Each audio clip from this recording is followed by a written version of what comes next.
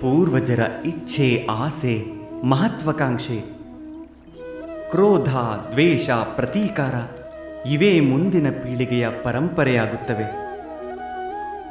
ತಂದೆ ತಾಯಿ ಮಕ್ಕಳಿಗೆ ಕೊಡಬಯಸುವುದು ಪ್ರಪಂಚದ ಎಲ್ಲ ಸುಖಗಳನ್ನು, ಆದರೆ ಕೊಡುವುದು ತಮ್ಮ ನೋವಿನ ಸಂಪತ್ತನ್ನು. ಕೊಡಬಯಸುವುದು ಅಮೃತವನ್ನು, ಆದರೆ ಜೊತೆಗೆ ವಿಷದ ಕಳಶವನ್ನು ತುಂಬಿಕೊಡುತ್ತಾರೆ. ಒಮ್ಮೆ ಯೋಚಿಸಿ ನೋಡಿ, ನೀವು ನಿಮ್ಮ ಮಕ್ಕಳಿಗೆ ಏನು ಕೊಟ್ಟಿದ್ದೀರೆಂದು. ಖಂಡಿತವಾಗಿ ಪ್ರೀತಿ, ಜ್ಞಾನ, ಸಂಪತ್ತುಗಳನ್ನು ಕೊಟ್ಟಿದ್ದೀರಿ. ಆದರೆ ಅದರ ಜೊತೆಗೆ ಅವರ ಮನಸ್ಸನ್ನು ಅಶುದ್ಧಗೊಳಿಸುವ ಪೂರ್ವಾಗ್ರಹವನ್ನು ಕೊಟ್ಟಿಲ್ಲವೇ? ಕೆಟ್ಟದ್ದು ಒಳ್ಳೆಯದರ ಪೂರ್ವನಿರ್ಧಾರಿತ ಅರ್ಥವನ್ನು ಹೇಳಿಲ್ಲವೇ? ವ್ಯಕ್ತಿಗೆ ವ್ಯಕ್ತಿಯೊಂದಿಗೆ, ಸಮಾಜಕ್ಕೆ ಸಮಾಜದೊಂದಿಗೆ, ರಾಷ್ಟ್ರಕ್ಕೆ ರಾಷ್ಟ್ರದೊಂದಿಗೆ ಸಂಘರ್ಷ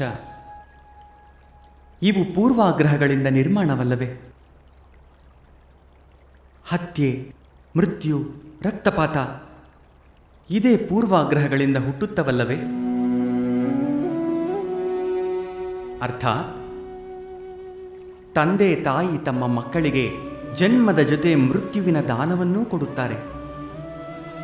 ಪ್ರೀತಿಯ ಬೆಳಕಿನ ಜೊತೆ ಜೊತೆಗೆ ದ್ವೇಷದ ಅಂಧಕಾರವನ್ನೂ ಕೊಡುತ್ತಾರೆ. ಅಂಧಕಾರ ಮನಸ್ಸಿನ, ಹೃದಯದ ಅಥವಾ ವಾಸ್ತವದ್ದಾಗಲಿ, ಇದರಿಂದ ಕೇವಲ ಭಯ ಪ್ರಾಪ್ತವಾಗುವುದು.